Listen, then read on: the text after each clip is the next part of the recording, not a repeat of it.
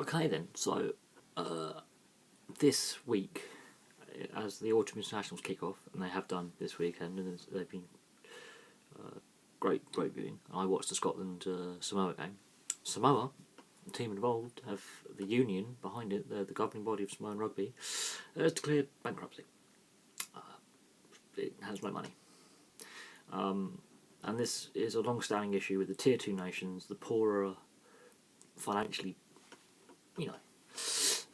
wise nations, the less well off, and the Tier 1. Or there are some Tier 2 nations that have got a lot of money, and teams like Japan, Georgia and Russia, their unions have actually been quite well run the last 10 years and are doing rather well. That's why Japan's got a World Cup, that's why they have a Super Rugby franchise. So, but this is nothing new, the money in Rugby Union.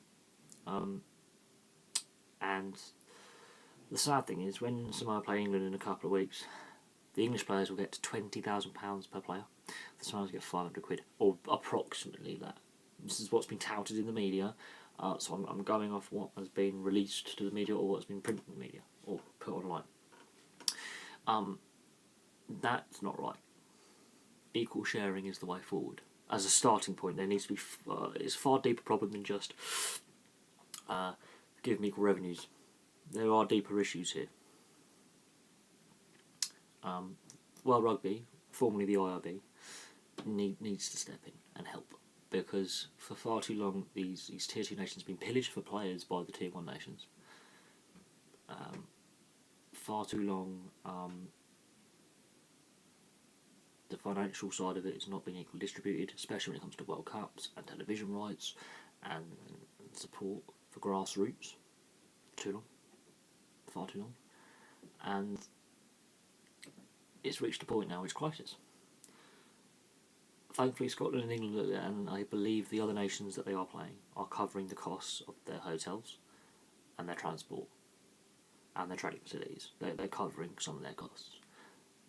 They're still only getting paid £500 an appearance. They're not getting equal share of revenues.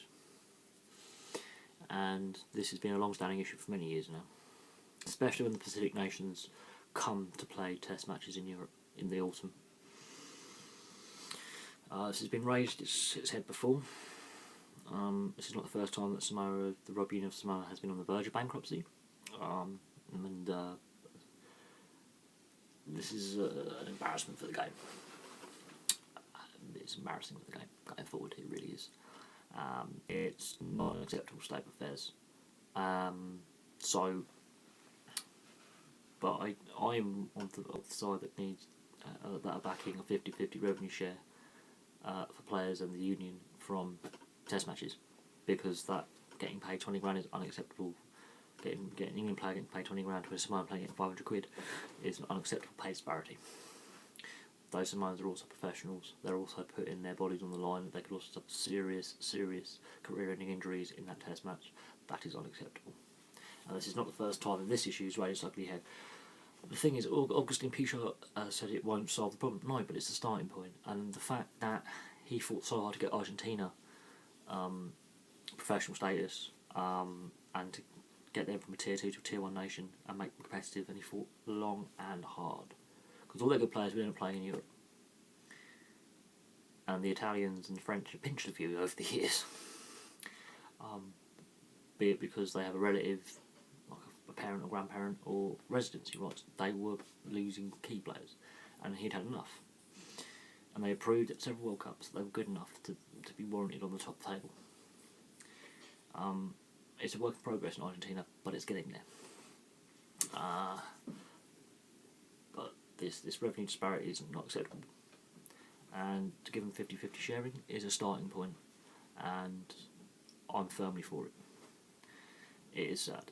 They lost to Scotland in an 11-try thriller. I'm not going to give the result away, but it's a damn good game.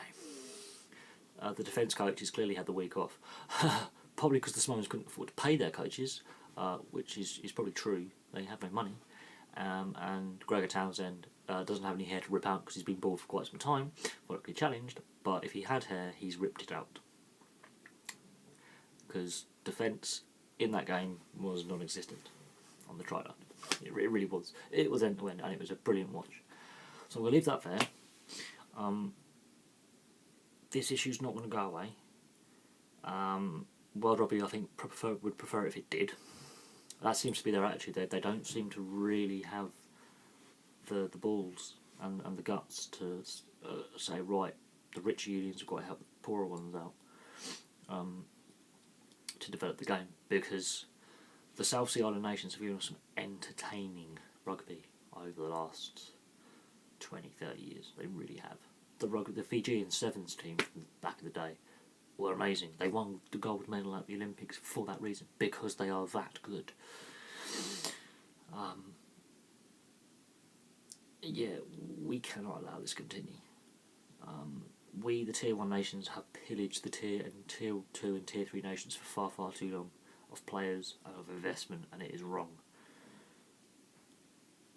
So what was the premise of going professional? To make the game, A, more accessible to people, more attractive, and B, to raise the quality of it, because rugby league was nicking good players from the Southern Hemisphere to play rugby league because they could get paid more. And it was an Australian New Zealand thing and a South African thing to go professional. And in the process, they pillaged the South Sea Islands whilst doing it. Anyway, I'm going to leave that there. Please like and subscribe. Place your comments below if you believe that World Rugby has to do something. I'd like to hear from you. If you believe in the 50-50 revenue sharing, I'd like to hear. I think a lot of fans want some kind of revenue share that's more applicable than 20 grand to England players and 500 quid to Samoans. I really, really think that the days of being greedy at an old boys club have got to end. They really have to look at how infrastructure, sport, everything. But I'm going to leave that there.